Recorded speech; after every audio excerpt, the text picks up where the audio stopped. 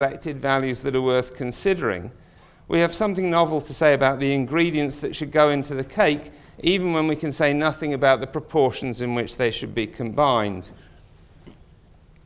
And then he says, philosophers sometimes end their articles saying, it's a task for future work to determine the weight of the consideration I've exposed, but nobody ever gets around to the further work. They wish they could, but they can't.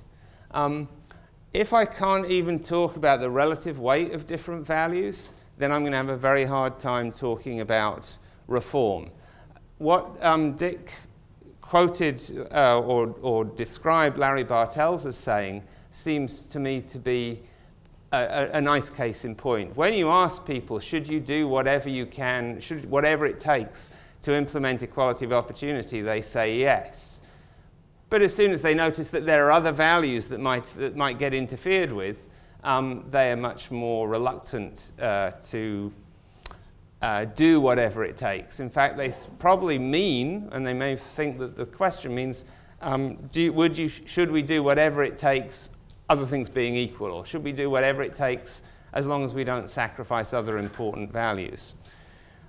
Part of my aim today, one of my aims is to just talk about equality of opportunity and talk about why it matters, and tell you the depressing story, which you already know, about how it is that we don't have it. But I also want to talk about another value, a value that is often considered to be in deep conflict with equality of opportunity, the value of the family, the value of successful family life. Dick said himself, you know, if you allow people to grow up in families, you're guaranteeing that you won't get equality of opportunity. I think that's right. And so we need to say something about what the value of the family really is, and about how we should weigh it against equality of opportunity. And then we need to say something about what that would mean if we were thinking about actual practices that but he doesn't even get on to saying what we might actually do. All he's gotten to is saying, oh, we've got some values, and we can tell you what they are, probably with more precision than could possibly be useful for practical purposes. I sort of think that as being the philosopher's job. And we can't even give you the weights, and I'm not going to tell you what to do.